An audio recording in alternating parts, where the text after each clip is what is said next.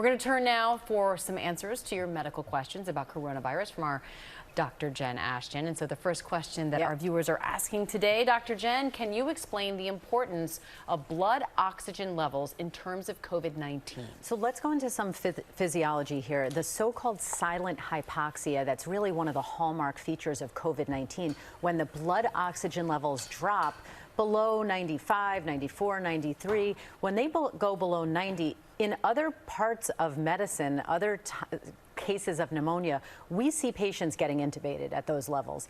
Not so with COVID-19. We're seeing this hypoxia and patients are fine. They're on their cell phones, they're talking.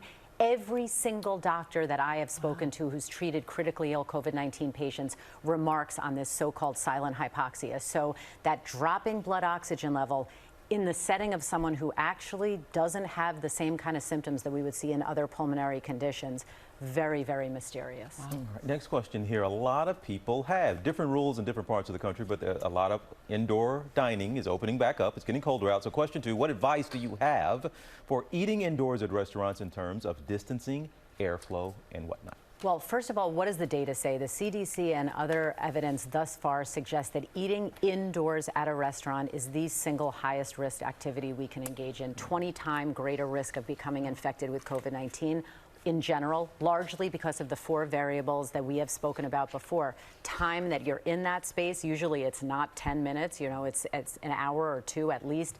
The space, indoors, not outdoors, the ventilation and airflow dynamics, a big question mark there. How close together you are with the person sitting not just at your table, but at other tables. We saw that from data released from China in an indoor restaurant where one infected person contaminated and infected 9 others sitting at different tables. And again, whether people are masked, usually you're not masked when you're eating and drinking. So every environment will differ here. Every restaurant will be different, but the data at this point does show it is not a low-risk activity. I'm sorry, Doc, just quick, those barriers that people have up between those tables, well, the virus can go above them and around them, so it is absolutely better than nothing, but it's not an armor suit. Bottom line, keep your mask on. That's right. Period, point blank. All right, Doc, thank you. You can submit your questions to Dr. Jen on our Instagram at Dr. J.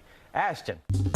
Well, hey there, GMA fans. Robin Roberts here. Thanks for checking out our YouTube channel. Lots of great stuff here. So go on, click the subscribe button right over here to get more of awesome videos and content from GMA every day, anytime. We thank you for watching, and we'll see you in the morning on GMA.